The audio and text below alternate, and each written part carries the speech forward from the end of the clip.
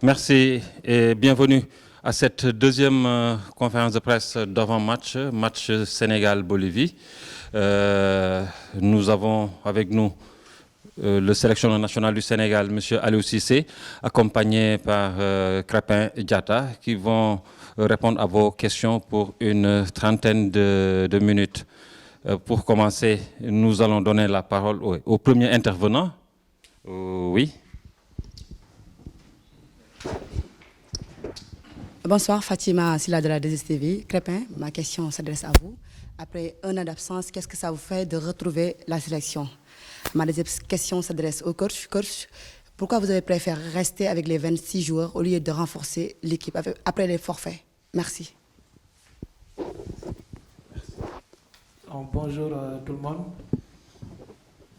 Ça fait un moment, c'est vrai que je n'ai pas été là en sélection, cause de blessure, comme vous le savez tous. Mais c'est toujours un sentiment particulier quand je suis en sélection. Et aujourd'hui, ça fait plaisir de revenir. Donc le plus important, c'est le présent actuellement. La blessure, moi, je l'ai oubliée déjà. C'est vrai que c'est pas facile quand tu as l'habitude de venir en sélection, à un moment tu n'es pas là. C'est vrai que c'est difficile, mais bon, c'est aussi ça le métier du footballeur.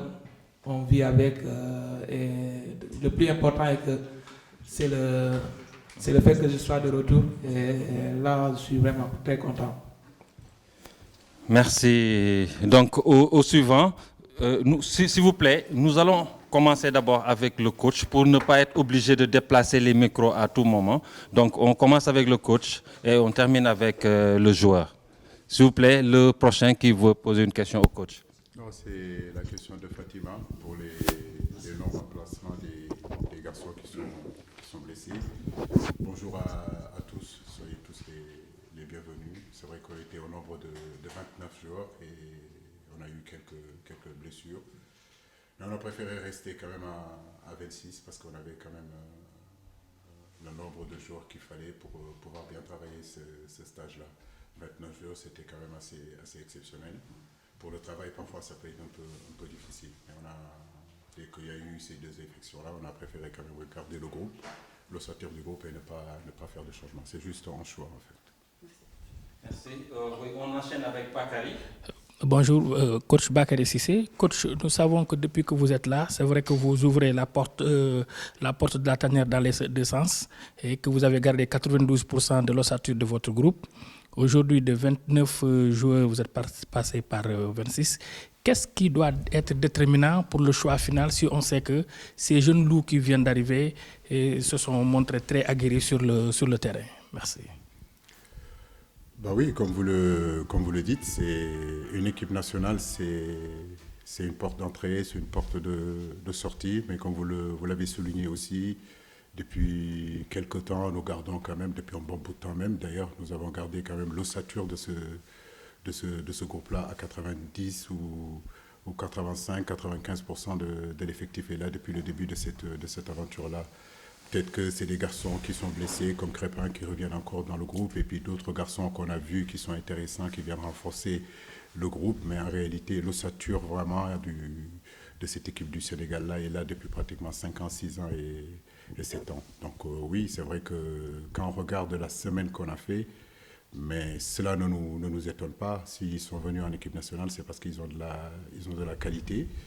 Donc sur ces entraînements-là, ils confirment tout simplement tout le bien qu'on pense d'eux. Maintenant, ça restera encore des séances d'entraînement. Ce qui est important aussi, c'est ce qu'on sera capable de faire en match. Et demain, justement, c'est l'occasion idéale pour justement pouvoir donner du temps de jeu à ces garçons-là qui n'ont pas l'habitude, que le public sénégalais peut-être n'a pas l'habitude de voir. Tout ça pour, à la fin de ces deux stages-là, faire un point et qu'au mois de novembre, qu'on puisse dégager un groupe le plus équilibré, le plus homogène possible. Merci. Au suivant, vous donnez le micro, monsieur. Bonjour, Jérôme Couton, je suis journaliste à Orléans pour la République du Centre.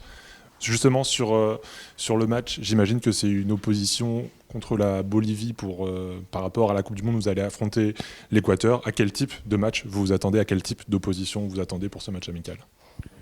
C'est vrai que le choix de la Bolivie n'est pas un choix anodin, c'est un choix bien réfléchi. On a pensé en tout cas qu'il fallait, avant cette Coupe du Monde-là, jouer et faire face à une opposition d'une équipe d'Amérique du Sud. On a l'occasion de le faire avec la Bolivie. Quand on connaît les équipes d'Amérique du Sud, c'est souvent des équipes bien organisées, c'est souvent des équipes qui mettent de la densité, qui mettent de l'agressivité dans leur jeu. Demain, je ne serais pas étonné que ce soit tout sauf un match amical, donc un match de préparation où l'intensité sera là, où l'agressivité est là. Et je pense que ça, c'est vraiment la mentalité du football sud-américain. Et à travers ce match-là, on peut imaginer que l'Équateur peut être dans cette agressivité-là, même si au niveau tactique, ce n'est peut-être pas les mêmes équipes, mais je pense que le fil conducteur qui est le gain du ballon, la récupération du ballon, l'agressivité sur le porteur du ballon, ça, on sera servi demain. Et je pense que c'est des oppositions comme ça qu'on attend aussi. Au suivant. Bouridia Le Quotidien, bonjour. Coach, bonjour Crépin. Bonjour. Coach, vous avez souhaité avoir ces deux matchs amicaux. Vous avez beaucoup plaidé pour ça d'ailleurs. Donc aujourd'hui, qu'est-ce que vous allez rechercher, surtout pour le premier match contre l'Iran? Qu'est-ce qu'on recherche derrière? Contre la Bolivie, ouais. Oui, c'est pratiquement la même question que votre collègue a posée tout à l'heure. C'est d'abord jouer, parce que c'est important. On est en période de date FIFA. Il est important aussi qu'on puisse jouer. Aujourd'hui, on a deux matchs avec deux styles différents. Donc la Bolivie, c'est un style, et puis l'Iran, c'est un autre style. Je pense que c'est très intéressant pour nous de continuer à nous améliorer sur notre fond de jeu, à nous améliorer aussi tactiquement sur le plan défensif. Mettre en place notre projet de jeu et qu'on continue sur la lignée et les dynamiques qu'on a eues depuis quelques temps. Maintenant, comme je vous l'ai dit, au-delà aussi de gagner, même si c'est très important de gagner aussi, on a constitué un groupe de 26 joueurs, au départ 29, 26, c'est pour aussi donner du temps de jeu à ces garçons-là, comme je le dis, leur donner la possibilité aussi de s'exprimer pour que justement, à ce mois de novembre-là, qu'on puisse vraiment avoir une liste homogène et une liste cohérente. Voilà. Donc c'est un petit peu l'ambition de ces deux matchs-là. Merci, coach. Oui, derrière. Oui, vous attendez, vous prenez le micro, s'il vous plaît. Rodia Sisseba, correspondante immédiate en France. Coach, je voulais savoir sur quoi vous vous basez pour vos 11 titulaires, si vous jugez sur la forme du moment, c'est-à-dire les performances des joueurs, ou sur le vécu. Les deux me vont. Justement, je pense que dans les périodes où nous sommes, justement, il faut rallier les deux. Il faut rallier la forme du moment et aussi, j'ai envie de dire, le vécu de cette équipe-là. Donc, ce qui est important, c'est ne pas faire une révolution. C'est essayer d'évoluer, ouvrir l'équipe et puis en même temps garder aussi une certaine ossature de l'équipe qui permettra aussi ces nouveaux-là, inexpérimentés, de pouvoir s'exprimer. J'ai envie de dire que les deux auront lieu en fait dans ce match-là. Vous verrez aussi des joueurs qui ont du vécu et vous aurez des joueurs peut-être qui ont moins de vécu. Mais comme je le dis, ces joueurs qui ont le vécu, c'est parce qu'ils ont commencé un jour pour pouvoir avoir ce vécu-là. Donc le timing aujourd'hui, quand on regarde que la Coupe du Monde, c'est bientôt. Je pense que pour essayer d'évoluer dans notre équipe, c'est maintenant, sinon on n'aura jamais l'occasion de pouvoir le faire. Donc nous avons vraiment l'intention de pouvoir le faire. Oui, merci. Oui, au suivant. Bonjour coach. Pardon, ce n'était pas une question d'actu, c'est une question plus personnelle. J'en profite, je ne sais pas si j'aurai l'occasion de vous revoir. Vous êtes à la tête des Lions depuis 7 ans et demi maintenant. Je voulais savoir si au-delà de la CAN que vous avez remportée, des 2 qualifications pour les phases finales de Coupe du Monde, cette longévité vous rendait particulièrement fier. Et si vous étiez conscient d'être un modèle pour tous les techniciens africains? C'est une question qu'on me pose souvent, un modèle pour les techniciens africains. Je ne le crois pas. Je crois que juste je suis un entraîneur qui essaye aussi, un jeune entraîneur qui essaie aussi de percer dans ce milieu-là. Maintenant, cette longévité aussi, ce n'est pas le fruit du hasard. Si vous restez longtemps dans un poste, c'est parce que vous faites du bon travail, ce n'est pas un cadeau qu'on vous fait. Et croyez-moi, au Sénégal, si vous avez cette longévité-là, c'est parce que vous avez fait du bon boulot. Maintenant, j'en suis fier. Bien sûr, nous sommes contents. C'est un travail d'ensemble. J'en profite aussi pour féliciter toujours les joueurs, parce que c'est grâce à eux que je suis là. La fédération, mon staff, tous ces gens-là qui travaillent très dur pour que ce football-là continue à avancer. Maintenant, c'est vrai que si à travers aujourd'hui ce que la Fédération sénégalaise de football, le football sénégalais est en train de faire, à travers moi, d'autres fédérations veulent le faire avec d'autres fils de leur pays, je pense que je les encourage à le faire, parce qu'une équipe nationale, c'est aussi, au-delà de la connaissance technique, tactique, c'est la connaissance aussi des réalités du pays et de là où nous vivons. Et je crois que j'ai ça aussi en moi, le fait de connaître mon pays, le fait d'avoir grandi dans mon pays, le fait d'avoir joué et être capitaine de cette équipe nationale-là. Les gens n'en parlent pas beaucoup, mais je pense que c'est un plus aussi pour moi, dans mon background, pour pouvoir diriger cette équipe nationale. Merci. Oui, Mme Fatou. Combien de questions? Aujourd'hui, vous pouvez poser 2 questions. Coach, moi j'ai envie de vous parler de votre système de jeu demain. Est-ce que vous allez profiter du fait de l'absence de certains sur les côtés, comme on dit, pour peut-être remettre d'actualité le 3-5-2? Et bon, l'autre question, c'est pour Crépin, justement. Crépin, à Monaco, vous êtes plus excentré. Au Sénégal, on vous a vu jouer souvent dans un milieu à 3. Alors, sur les 2 postes, lequel préférez-vous ou vous vous mettez à disposition du sélectionneur? Merci. Oui, merci. Coach. Oui, merci beaucoup, Fatou. Je crois que oui, le système tout à fait peut évoluer. Les connaisseurs, les gens qui débattent sur le football, aujourd'hui dans notre pays et ailleurs, savent qu'aussi nous avons aujourd'hui le potentiel, nous avons les joueurs. Et d'ailleurs, la plupart de nos joueurs défensifs, j'ai envie de dire, nos défenseurs jouent dans leur club dans ce système-là à 3. C'est un système que j'ai essayé au moins 4 fois depuis que je suis à la tête de cette sélection-là. Bon, j'ai envie de dire que oui, ça peut être une évolution, mais en réalité, à 2 mois ou à 3 mois de la Coupe du Monde, il est très difficile de pouvoir faire une révolution encore sur le plan tactique. C'est aller avec nos certitudes, même si c'est vrai que nous sommes en déséquilibre, effectivement, sur certains postes. Mais on a essayé des choses à l'entraînement depuis un bon bout de temps qu'on aimerait essayer aussi dans ces 2 matchs-là. Nous savons qu'il y aura une équipe, en tout cas, qui jouera le premier match, et il y aura une deuxième équipe aussi qui jouera ce deuxième match-là. Donc, pour moi, on va rester quand même fidèle à ce que nous savons faire sur la stratégie, la tactique qui nous a fait ce que nous sommes aujourd'hui. Ce qui nous a fait gagner la Coupe d'Afrique, ce qui nous a qualifié aussi à cette Coupe du Monde-là. Maintenant qu'au courant du match, ou bien au fur et à mesure du match, qu'on évolue sur le plan tactique, ça aussi, ça peut être une possibilité. Merci. Crépin répondra tout à l'heure à votre question, après que Ali aura répondu à 2 ou 3 questions.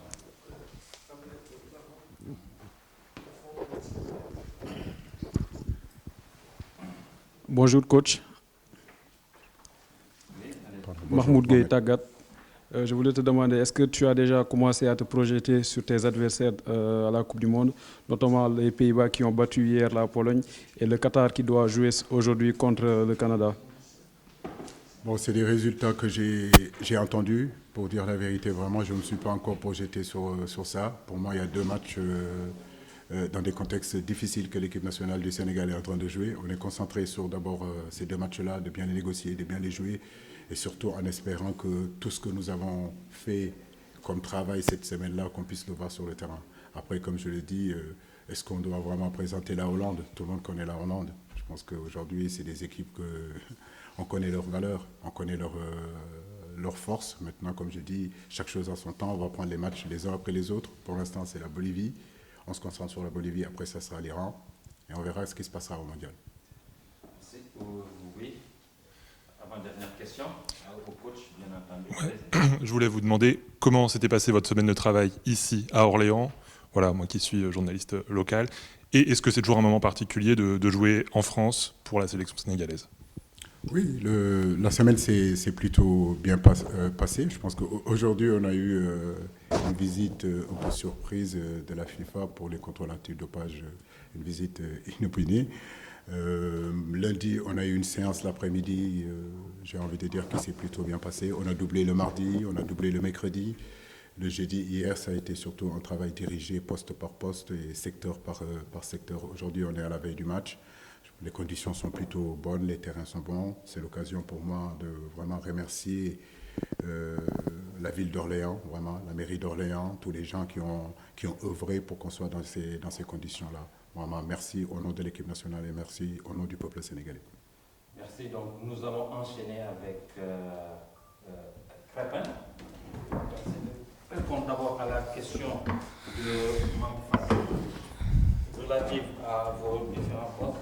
Qu'est-ce que vous préférez, jouer le poste d'excentré ou bien le poste auquel vous jouez en sélection nationale? Bonjour à tous. Pour répondre à cette question, je pense que j'ai pas de préférence à ce poste parce que j'ai commencé à jouer à ces deux postes-là depuis tout petit. Déjà en équipe nationale U17, quand j'ai été sélectionné, quand je suis arrivé, j'ai joué comme j'étais numéro 10 de base, mais quand je suis arrivé en équipe nationale, le coach qui était là avec les U17 me faisait jouer comme excentré. Donc, chose que j'ai pris pour apprendre et progresser aussi. Et par la suite, je pense que tout s'est bien passé. Quand je suis venu avec l'équipe nationale U20 aussi, Feu Joseph Koto m'avait repositionné en numéro 10, chose que je pense que je lui ai rendu ce qu'il voulait. Et aujourd'hui, j'ai pas un problème pour jouer à ces deux postes-là. Vu que même à Monaco, mon coach me le dit souvent, je sais que tu peux jouer un rôle derrière l'attaquant ou sur les côtés. Donc, je n'ai pas de préférence. Je reste toujours à la disposition du coach. Et voilà, là où il me fera jouer, je jouerai. Merci. Une autre question à Crépin. Alors, s'il n'y a pas... Oui, allez-y. Vous lui donnez le micro, s'il vous plaît. Crépin, nous savons que vous avez déjà pris de la bouteille dans cette équipe du Sénégal. C'est vrai que le coach l'a dit, il faudrait commencer d'abord un jour pour devenir cadre. Aujourd'hui, vous êtes entre les cadres et les jeunes. Quel message avez-vous souvent lancé aux jeunes quand ils viennent d'arriver? Parce qu'on vous voit très très proche de ces derniers. Surtout Ismaël Jacob qui nous a dit que vous avez joué un rôle prépondérant dans sa prise de décision pour jouer au Sénégal. Oui, c'est important. Ça, c'est une question qui est vraiment très importante pour moi parce que n'oubliez pas qu'en 2019, je suis arrivé dans cette équipe. Et quand je suis arrivé aussi, j'ai trouvé des aînés qui étaient là, des gens qui m'ont ouvert les portes, des gens qui m'ont vraiment bien accueilli et qui ont facilité mon intégration dans cette équipe. Après, voilà, moi aussi, j'essaie de faire de même parce qu'il faut toujours rendre à César ce qui appartient à César. Moi, j'ai été dans les mêmes conditions quand je suis venu. Aujourd'hui, c'est à mon tour, je pense aussi, surtout le côté jeune.